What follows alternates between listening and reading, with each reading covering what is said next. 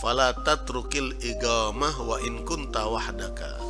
Maka janganlah engkau meninggalkan iqamah, qomat, ya. Wa in kunta wahdaka, meskipun kau salat sendirian. Ini kita bicara, sudah mulai masuk bicara tentang apa? Sunnah-sunnah salat. Sunnah salat itu ada 3 macam. Ya. Ada sunnah sebelum salat, ya. Ada sunnah di dalam pelaksanaan salat, ada sunnah setelah salat. Jadi 3. Sebagian para ulama dalam beberapa kitab disebutkan bahwa jenis-jenis sunnah salat ini, ya, kalau dihitung, diinventarisir, ada yang mencapai jumlahnya 500 sunnah, ya, 500 sunnah, ya. Ada yang sampai menghitungnya 800, ada yang sampai menghitungnya sampai 1000, ya.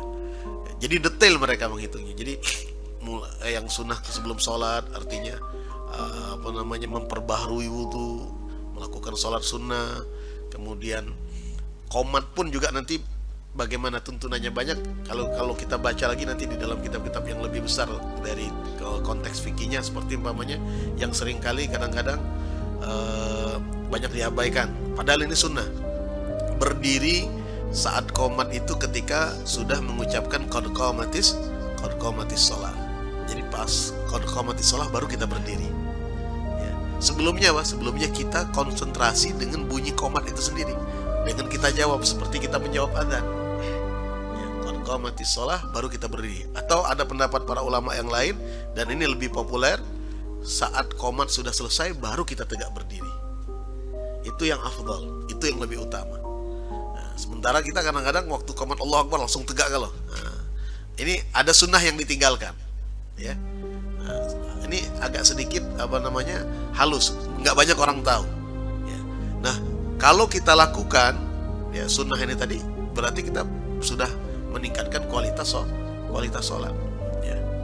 Jadi berdiri qomat itu di saat kata-kata qad qamatis shalah, tapi dengan catatan kita sudah di shaf, sudah di barisan, ya. Tapi kalau kita masih di belakang, ya jangan nunggu qad qamatis shalah, ya. Sebelum qad qamatis shalah kita sudah cari barisan. Ini khusus mereka yang sudah di shafnya sudah rapi. Karena itu sebelum pelaksanaan sholat kita sudah di shaf masing-masing. Sunnahnya begitu. Jadi ketika qad qamatis shalah baru serempak semuanya makmum itu tegak berdiri. Itu aba-abanya. Atau paling lambat adalah ketika la ilaha illallah, ya. Jadi itu semuanya seruan. Qomat itu kan seruan, ajakan. Nah, di situ kita sudah mulai menghadirkan hati. Nyambung kita dengan qomat itu nyambung. Sudah nggak ada lagi aktivitas lain, ya. Nah, karena itu di sini hukumnya sunnah kata beliau, ya. Fala tatrukil iqamah, ya. Jangan engkau tinggalkan qomat, ya, mengucapkan qomat itu meskipun engkau sholatnya sendirian. Jadi kalau kita sholat sendirian, minimal jangan tidak qomat. Kalau tidak adzan tidak ada masalah, tapi setidaknya jangan tidak qomat, ya. Karena qomat itu salah satunya adalah upaya kita menghadirkan